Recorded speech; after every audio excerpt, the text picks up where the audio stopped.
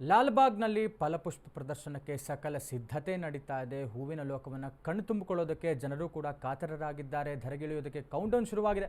August 7ರಿಂದ 18ರವರೆಗೆ ನಡೆಯಲಿರುವಂತಹ flower show ಫಲಪುಷ್ಪ ಪ್ರದರ್ಶನಕ್ಕೆ ತೋಟಗಾರಿಕೆ ಇಲಾಖೆ ಸಕಲ ಸಿದ್ಧತೆಯನ್ನು ಮಾಡಿಕೊಳ್ತಾ ಇದೆ. ಈ ಬಾರಿಯೂ ಕೂಡ ಹೊಸ ಥೀಮ್ನಲ್ಲಿ ಲಾಲ್‌ಬಾಗ್‌ನಲ್ಲಿ ಫಲಪುಷ್ಪ ಪ್ರದರ್ಶನ ನಡೀತಾ ಇದೆ. ಬೊಟಾನಿಕಲ್ ಗಾರ್ಡನ್ನಲ್ಲಿ ಕಿತ್ತೂರು ರಾಣಿ ಚೆನ್ನಮ್ಮ ಮತ್ತು ಸಂಗೊಳ್ಳಿ ರಾಯಣ್ಣ ಅವರ ಇತಿಹಾಸವನ್ನು ತೋರಿಸೋದಕ್ಕೆ ಫಲಪುಷ್ಪ ಪ್ರದರ್ಶನ ಸಿದ್ಧವಾಗ್ತಾ ಇದೆ. ಹೂಗಳಿಂದ ಅಲಂಕಾರ. ಈ ಬಾರಿ ಸುಮಾರು 11 ಲಕ್ಷ ಜನ ಬರುವಂಥ ಒಂದು ನಿರೀಕ್ಷೆ ಇದೆ. ಸಕಲ ಸಿದ್ಧತೆಯನ್ನು ಮಾಡಿಕೊಂಡಿದೆ ತೋಟಗಾರಿಕೆ ಇಲಾಖೆ. ಲಾಲ್‌ಬಾಗ್ ಮತ್ತು ಬೇರೆ ರಾಜ್ಯದ ಹೂಗಳನ್ನು ತರಿಸ್ಕೊಳ್ಳಲಾಗತ್ತಂತೆ, ಅದರಲ್ಲಿ ಅಲಂಕಾರ ಮಾಡಲಾಗುತ್ತೆ. ಫಲಪುಷ್ಪ ಪ್ರದರ್ಶನ ಈ ಬಾರಿಯೂ ಕೂಡ ಬಹಳ ವಿಶೇಷವಾಗಿರುತ್ತೆ. ಸಂಗೊಳ್ಳಿ ರಾಯಣ್ಣ ಮತ್ತು ಕಿತ್ತೂರು ರಾಣಿ ಚೆನ್ನಮ್ಮ ಅವರ ಒಂದು ಕಥೆಯನ್ನು ಇವರು ಸೃಷ್ಟಿಸುವಂತಹ ಕೆಲಸವನ್ನು ಮಾಡೋದಕ್ಕೆ ತೋಟಗಾರಿಕೆ ಇಲಾಖೆ ಮತ್ತು ಲಾಲ್‌ಬಾಗ್ ಅವರು ಸಿದ್ಧವಾಗ್ತಾ ಇದ್ದಾರೆ. ಈ ಬಾರಿ 218ನೇ ಫ್ಲವರ್ ಶೋ ಆಗ್ತಾ ಇರುವಂಥದ್ದು. ಪ್ರತಿ ಬಾರಿಯೂ ಕೂಡ ಸ್ವಾತಂತ್ರ್ಯ ದಿನಾಚರಣೆ ಸಂದರ್ಭದಲ್ಲಿ ಆಲ್ಮೋಸ್ಟ್ ಒಂದು 20 ಡೇಸ್ ನಡೆಯುವಂತಹ ಫಲಪುಷ್ಪ ಪ್ರದರ್ಶನ ಲಾಲ್‌ಬಾಗ್‌ನಲ್ಲಿ. ಬಹಳ ಕಾತರರಾಗಿರ್ತಾರೆ ಜನ, ಬಿಕಾಸ್ ಅಷ್ಟು ವೈಭವೋಪೇತವಾಗಿರುತ್ತೆ. ಕಣ್ಣಿಗೆ ಒಂದು ಹಬ್ಬದ ರೀತಿಯಲ್ಲಿ ಮಾಡುವಂಥ ಒಂದು ಫಲಪುಷ್ಪ ಪ್ರದರ್ಶನ ಲಾಲ್‌ಬಾಗ್‌ನಲ್ಲಿ ಆಗುವಂಥದ್ದು. ಈ ಬಾರಿ ಕೂಡ ಒಂದು ವಿಶೇಷವಾದಂಥ ಥೀಮ್ನಲ್ಲಿ ಮಾಡ್ತಾ ಇದ್ದಾರೆ.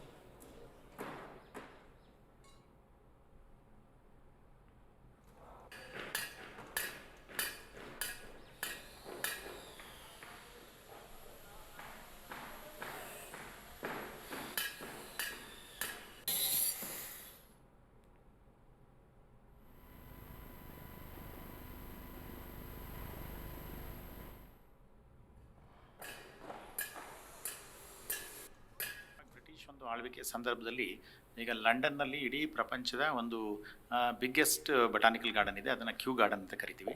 ಆ ಮಾದರಿನಲ್ಲಿ ಮಾಡಬೇಕು ಅಂತ ಹೇಳಿ ಬ್ರಿಟಿಷರ್ಸು ಫಸ್ಟು ಒಂದು ಲಾಲ್‌ಬಾಗನ್ನು 1856ಅಲ್ಲಿ ಒಂದು ಪ್ರಪ್ರಥಮ ಸರ್ಕಾರಿ ಬಟಾನಿಕಲ್ ಗಾರ್ಡನ್ ಆಗಿ ಘೋಷಣೆ ಮಾಡ್ತಾರೆ. ಈ ಒಂದು ಸಸ್ಯಶಾಸ್ತ್ರೀಯ ತೋಟದ ಕಾರ್ಯವನ್ನು ಪ್ರಾರಂಭ ಮಾಡಬೇಕು ಅಂದರೆ ಆ ಕಾಲಘಟ್ಟದಲ್ಲಿದ್ದಂಥ ಕ್ಯೂರೇಟರ್ಸ್ ಇರಲಿಕ್ಕೆ ಇದು ಒಂದು ಲಾಲ್‌ಬಾಗ್ ಕಾಟೇಜ್ ಆಗಿ ವಿಲಿಯಂ ಮನ್ರೋ ಅಂತಕ್ಕಂಥವ್ರ ಕಾಲಘಟ್ಟದಲ್ಲಿ ಇದನ್ನು ನಿರ್ಮಾಣ ಆಗುತ್ತೆ. ಸುಮಾರು 150 ವರ್ಷಕ್ಕೂ ಹಳೆಯ ಕಟ್ಟಡ ಆದ್ದರಿಂದ ಇದು ಭಾಳಷ್ಟು ಶಿಥಿಲಾವಸ್ಥೆಗೆ ತಲುಪಿತ್ತು. ತದನಂತರ ನಾವು ನಮ್ಮ ಒಂದು ತೋಟಗಾರಿಕೆ ಇಲಾಖೆ ವತಿಯಿಂದ ಏನು ಆರ್ಕಿಯಾಲಜಿ ಡಿಪಾರ್ಟ್ಮೆಂಟ್ ಪರಂಪರೆ ಇಲಾಖೆಗೆ 1 ಕೋಟಿ ರುಗಳ ಏನು ಮೊತ್ತವನ್ನು ಠೇವಣಿ ಇಟ್ಟು ಸುಮಾರು 2 ವರ್ಷಗಳ ಕಾಲ ಈ ಒಂದು ಸಂರಕ್ಷಣಾ ಕಾರ್ಯವನ್ನು ತೆಗೆದುಕೊಂಡಿದ್ದಾರೆ.